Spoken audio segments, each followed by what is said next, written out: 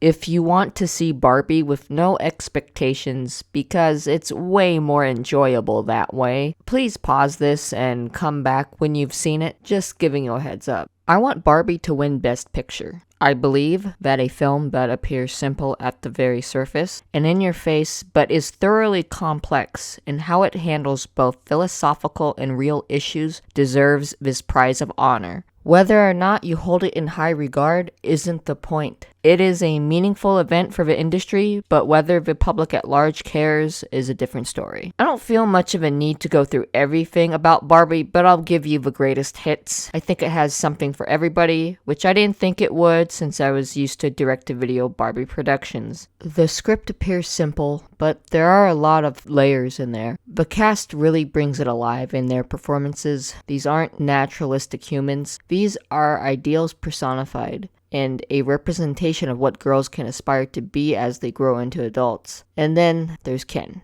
and Alan. In Barbie Land, Barbie is president, the Supreme Court, a scientist, and all things. Ken is just Ken, and he's the Ken that does beach, not surf. Alan is just there. It's a fantasy world with world-building elements that a young girl would think of while playing with dolls or action figures. The production and costume design were amazing. If Barbie doesn't take first prize, it at least deserves it for those two categories, hands down. I love the soundstage set design and how everything looks like a Barbie Dreamhouse playset scaled to the size of people. I loved that the costumes distinctively fit with the characters. They looked like the actual dolls and how the clothes were worn. Barbie is silly enough to be highly enjoyable without crossing the line of stupidity. Barbie Land and LA are caricatures of real life. Pure logic as we know it doesn't apply, but that's okay. Movies were fantastical in the 1950s and 60s with color before New Hollywood took a hold of the mainstream. I highly recommend Greta Gerwig's Letterboxd interview where she talks about the films that influenced Barbie. This movie deals with the type of stuff that women have to experience. Greta Gerwig made an inventive film that will be one of the top grossing movies of 2023, and it doesn't heavily rely on extensive special effects nor manly action. The typical depiction of violence in film is almost a male fantasy taken to Mach 10. A fantastical film about an anthropomorphic doll isn't going to corrupt the public. I love how the movie starts 2001-esque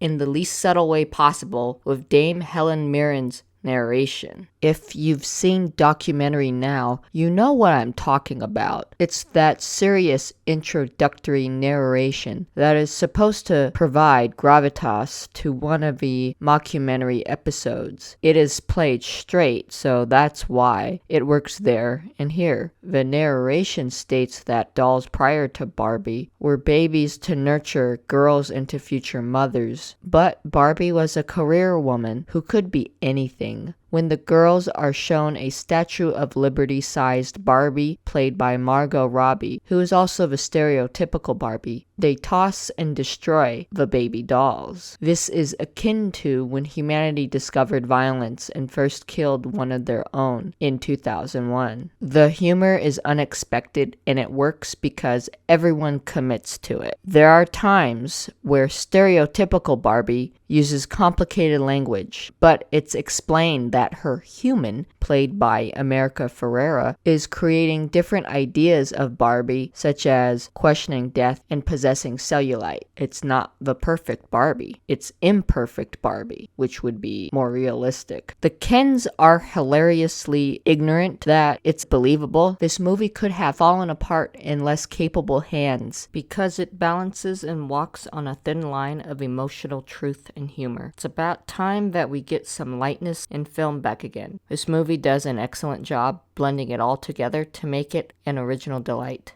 I was emotional for a few parts of the film because the truth of what women deal with on a regular basis was said out loud in narrative form. If you know what I'm talking about, it's that constant denial of unfairness that seems like you're the only one that lives it. It's the relief that you're not alone and that unfairness is being said out loud. You're not crazy and you're not incessantly thinking and silently shouting into the void. This is further emphasized in America Ferrera's speech in Barbie Land, where stereotypical Barbie is depressed Barbie, and the discarded Barbie outcasts aren't brainwashed by the patriarchy and horses Beach Ken brought back into untainted Barbie land. It practically sums up that women can't be too much of anything and have to walk a difficult balance of being everything. Margot Robbie, with her poise in portraying stereotypical Barbie as this perfect personification of an adult woman and having to deal with her life as she knows it, turning upside down, leading into her journey into self-realization, learning that both matriarchy and patriarchy are both toxic because they favor one side over the other. That's the point of this movie. It might seem like it prefers a matriarchal society, but Barbie Land started out as a matriarchal society, so we see the struggles that the Kens go through living in a matriarchal society because it favors for Barbies. I just love this movie because it takes that concept of what if we had a matriarchal society to start off with and then have it turn upside down into a patriarchal society, but while keeping the fantastical and comedic elements apparent throughout the entire thing. It's highly entertaining. It's a fun thought exercise. You don't have to take it literally. It doesn't matter. If you didn't get that, maybe a society that strives for equality is probably the best of both worlds, then I guess you just didn't get the movie. How Barbie ends pays off mightily for stereotypical Barbie's journey. It questions mortality and embraces dying as a part of the human experience. Ideas don't die, but humans do. I loved how it tied up its ends and how the characters changed from the beginning to the end. It was a well-earned ending. Overall, Barbie should win Best Picture in my opinion, and I hope it gets nominated for the other categories as well. It was funny, entertaining, and inventive, and one of the best films of 2023. I can't recommend it enough. And it made $1 billion